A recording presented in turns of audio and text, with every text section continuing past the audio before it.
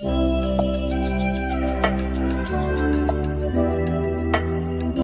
Morning, જય માતાજી, જય ગિરનારી. મારા નવા બ્લોગમાં ફરીથી તમારું સ્વાગત છે. અને હું છું તમારી સાથે.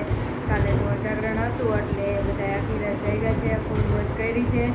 અને જો તમે જાગરણનો વિડીયો ન જોયો હોય તો મારી ચેનલમાં જઈને જાગરણનો પાર્ટ 2નો વિડીયો જોઈ લેજો.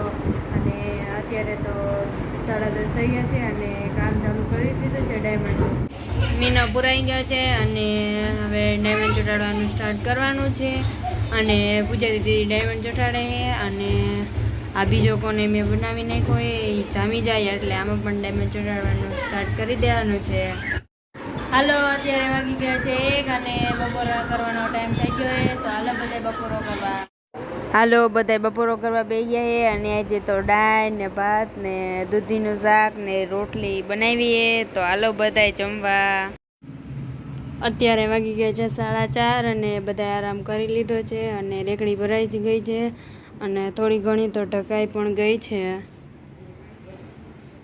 આજે કાંઈ ખાસ નથી, વરસાદના કારણે બહુ બધું મોંઘું થઈ ગયું છે એટલે બધું બહુ ઓછું લઈ આવે છે.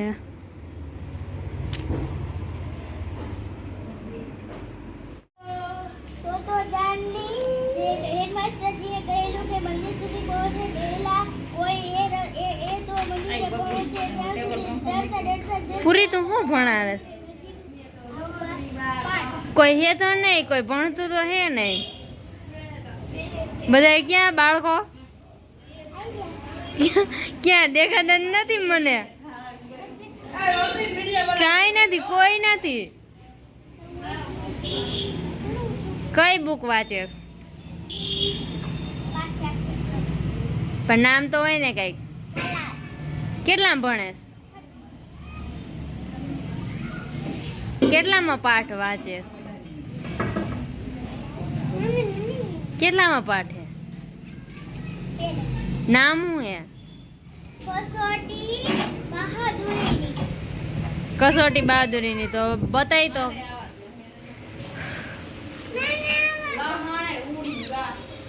ઓ ભૂતનું લાગે છે. ભૂતનું વાંચે હે. બોલો.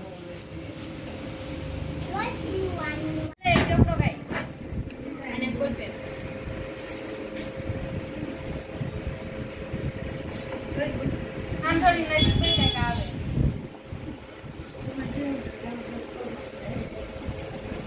હાલે મિલા તું અહીંયા બેજા.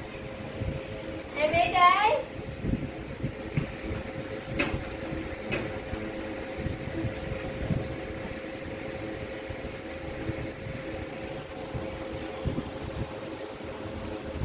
ત્યાં નહીં પણ નવા બેજા. આ બસ અહીંયા માટે આ બસ લખી નાખ. વિષય સયો ગણી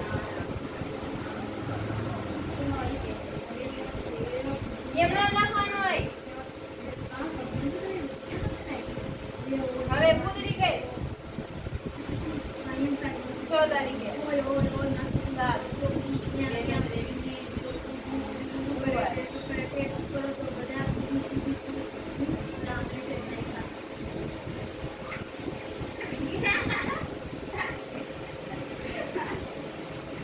પુત્રી કરીને એને લઈ સરવાળા કરો.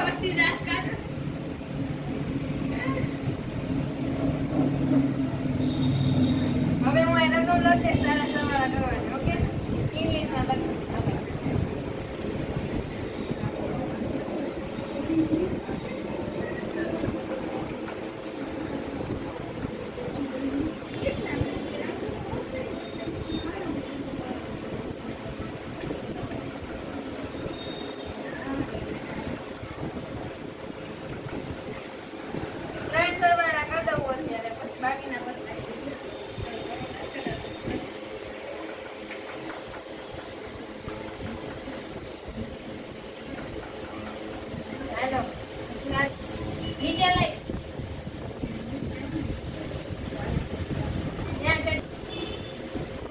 અત્યારે વાગી ગયા છે 8 અને હું આવી ગઈ છું રસોઈ બનાવવા. એટલે આજે તો રસોઈમાં ગુવારનું શાક અને ખીચડી ને રોટલી બનવાની છે.